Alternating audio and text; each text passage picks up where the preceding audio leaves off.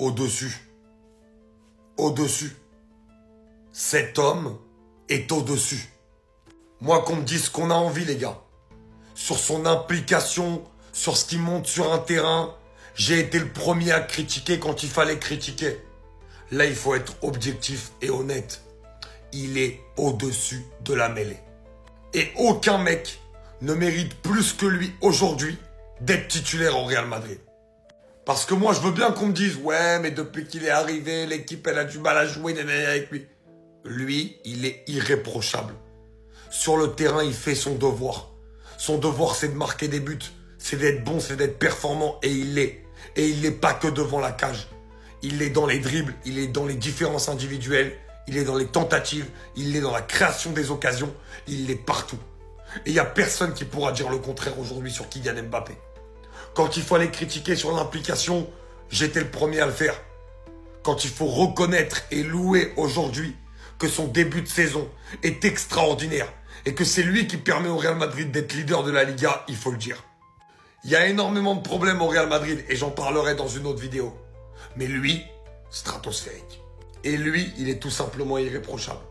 Et lui, c'est l'un des, si ce n'est le meilleur joueur sur ce début de saison. En fait, des fois, il faut pas se compliquer la tâche. Et tout simplement aligner ce qui marche. Aujourd'hui, face à l'équipe la plus insupportable à jouer en championnat, reflétant des arrêts de jeu toutes les 2 minutes, des catcheurs à t'en faire voir de toutes les couleurs. Et la preuve, aujourd'hui, on a vu 2 fois le rouge chez eux. Impossible de pratiquer un bon football jusqu'à l'entrée de notre pièce créative. L'un des meilleurs milieux de cette saison. 4 buts, 8 assists à son compteur aujourd'hui. Qui 15 minutes après son entrée va réussir à trouver Mbappé entre les lignes. En suivra la folle réactivité de Mbappé qui arrive à se retourner et terminer ça rapidement. Pour venir chercher son 18e but, toute compétition confondue. Mais surtout son 11e match d'affilée consécutif qui marque encore. Et absolument toujours sur sa folle lancée aux côtés d'Haaland et de Kane. Ça a été la clé secrète pour déverrouiller ce jeu de Getafe qui pratique tout simplement tout sauf le football. Et comme beaucoup de fois d'ailleurs cette saison, ça passe littéralement par cette connexion qui me fait tout simplement surkiffer depuis ce début de saison. Tout simplement le meilleur duo. La manière dont ces 2 mecs-là se trouvent autant facilement. Et on en a vraiment vu des bien folles depuis ce début de saison. Les 3 points sont récupérés. C'était vraiment le plus important face à une telle équipe, je vous mens pas. Même si la composition dès le départ m'a pas spécialement hypé, il est dur d'en vouloir à Xabi Alonso. Jouer Getafe, chaque saison 2 fois par saison, j'en peux plus en fait. Vous m'énervez, vous deux, mais vous m'énervez. Parce que vous vous entendez trop bien, en fait. Pour attendre un but de Kylian Mbappé, faut toujours attendre une passe d'Arda Güler, on a l'impression. En début de saison, qui aurait prédit que le duo du Real Madrid cette année, ça allait être Arda Güler avec Kylian Mbappé? À chaque fois qu'ils jouent ensemble, c'est la même chanson. Le duo s'entend trop bien. Aujourd'hui, c'était limite un match piège pour le Real Madrid qui se déplace à l'extérieur. Beaucoup de fautes de la part de Getafe. Ils ont quand même pris 2 cartons rouges. Mais même avec des fautes, avec tout ce que tu veux, Arda Güler, les gars, faut dire la vérité, le début de saison, impressionnant. Passeur décisif pour Mbappé, encore 4 buts et 8 passes D cette saison. La passe décisive, je vous la montre, il récupère le ballon ici. Il cherche directement le placement de Kylian Mbappé. T'as l'impression, en fait, c'est automatique les deux. Il vient trouver bien évidemment Mbappé qui est dans l'axe. Il va lui mettre une passe magnifique. Mbappé prend la balle, il s'oriente, frappe et ça finit au fond des filets. Ça fait un 0 pour le Real Madrid. Efficace. En fait, ce duo, il est efficace. Mbappé, on le sait tous, c'est pas le footballeur qui va te faire rêver, qui va vraiment sortir des gestes de fou. Mais qu'est-ce qu'il est efficace devant la cage. Parce que quand tu vois l'apport des buts qu'il met au Real cette année, c'est quasiment lui qui fait tout devant. But, passe des triplés, doublés, but, doublé. On est mi-octobre, il a déjà 18 buts, toutes compétitions confondues. Encore une polémique d'arbitrage ce soir dans le match Real Madrid-Getafe. Les gars, je vous mets l'action en ralenti. Dites-moi si pour vous, là, il y a carton rouge pour le défenseur de Getafe qui venait de...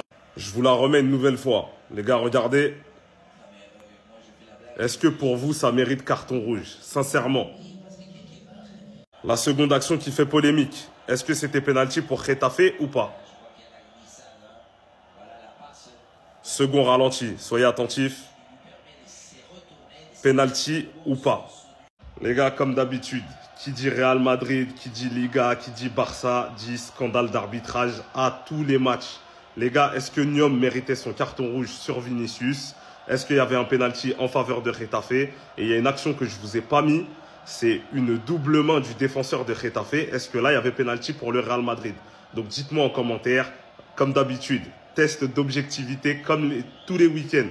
Donc les supporters du Real, vous pouvez répondre, les supporters du Barça et des autres clubs, répondez, penalty, pas penalty, carton rouge, pas carton rouge.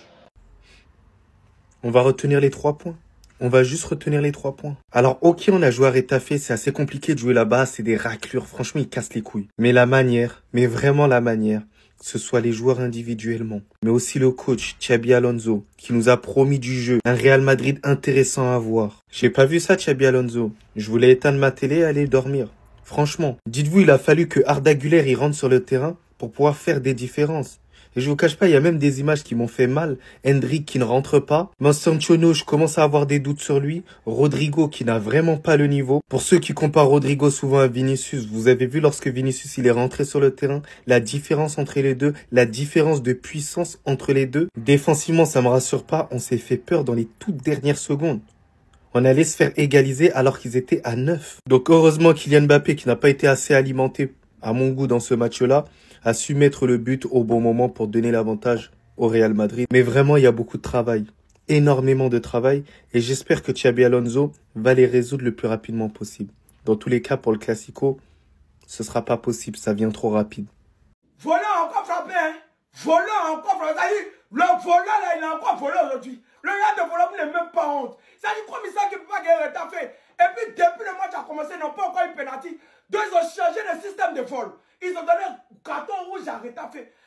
Non, vous n'avez même pas honte, le Real de voleurs. D'habitude là, pour voler, ils ont penalty. Ce match là, ils ont vu que penalty passe pas. Deux, ils ont changé le système. Ils disent bon, on donne un carton rouge à Retafe. Vous êtes des voleurs. Oh, voleurs, un peu honte. Ils font ça, ils volent partout, même si Retafe. Ils ont vu, Retafe les a serrés. Ils n'ont rien joué. Et puis il y a des marqués qui ont donné 2 cartons rouges à Retafe. Ils n'ont même pas pu marquer 2 buts. Bande de voleurs. Le Real de voleurs. Vous allez rester toujours des voleurs. Bande de voleurs. Vous êtes des voleurs. Ils n'ont même pas honte. Et puis ils ont donné 2 cartons rouges à Retafe. Tout ça là, pour gagner. Pourquoi forcer, vous devez gagner? Pourquoi? Ils ont changé le système. Hein. Avant c'était penalty. Maintenant on donne carton rouge. C'est comme ça maintenant. C'est comme ça, ils ont changé le système de vol. Non, voleur. Voleur. C'est vraiment son année. Hein. C'est vraiment son année. Hein. Kylian Mbappé qui délivre le Real Madrid. Et toujours en connexion, en fibre optique avec Arda Güler. Arda Güler qui rentre au bout de 2-3 minutes de jeu, qui délivre sa passe D pour Mbappé et qui est chirurgical encore une fois. Honnêtement les gars, qui va venir parler maintenant? Quand on vous dit que l'année Coupe du Monde c'est l'année de Mbappé, on parle pas pour rien.